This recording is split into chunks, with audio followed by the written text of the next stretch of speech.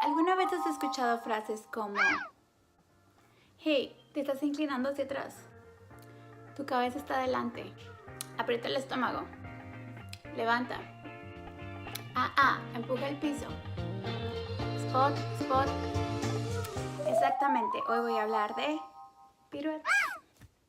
Estas frases son las correcciones más utilizadas por profesores en clase y es cierto que puede ayudar a muchos alumnos, pero también puede ser muy confusa para otros. Como maestro es importante que identifiquemos los principios generales en una pirueta y para esto debemos de conocer de la biomecánica y de la física que se esconde en un giro. Como preparación para piruetas o giros en una clase de danza es común encontrar ejercicios como plié, relevé, pase, balance. Después se empieza a agregar un cuarto de giro, medio giro, un giro completo y después tenemos a estos virtuosos bailarines realizando dobles, triples, etc.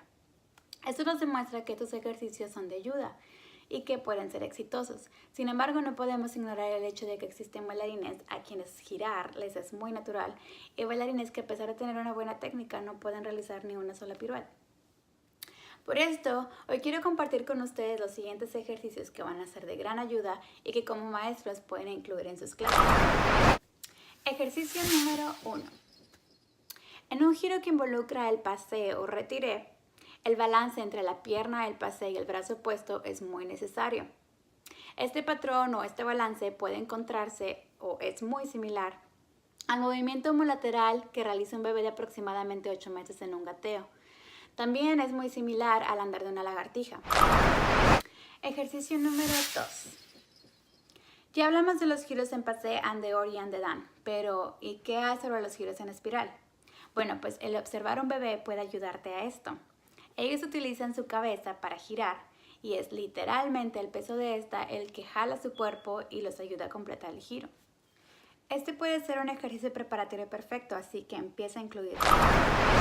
Número 3. El cuerpo humano pareciera ser simétrico. Sin embargo, discrepancias entre un lado y el otro siempre van a existir, ya sea por factores hereditarios, hábitos, lesiones, etc. Si echamos un vistazo al interior de nuestro cuerpo, nos damos cuenta que el corazón está más a la izquierda, el hígado está más a la derecha y simplemente hay ciertas estructuras que toman el impulso de un giro más fácilmente que otras. Para explicar esto de una mejor manera, hagamos el siguiente experimento con un contenedor y gelatina. Si comenzamos a mover el contenedor de una manera rápida, notaremos cómo el movimiento de este es más rápido que su contenido. Ahora, si iniciamos el movimiento desde su interior, notaremos cómo esta respuesta es retrasada debido a la iniciación del movimiento. En este ejemplo, el contenedor representa la caja torácica y la pelvis, mientras que la gelatina representa nuestros órganos internos. Así que para girar bien tienes que considerar ambas partes, tanto el contenedor como el contenido. El ejercicio perfecto para que giremos con todo el cuerpo es rodar. Ejercicio número 4. Este es un complemento al ejercicio anterior. Comienza en la posición de cúbito supino e inicia un cuarto de giro hacia la derecha, después vuelve a tu posición original y comienza otro cuarto de giro al lado opuesto.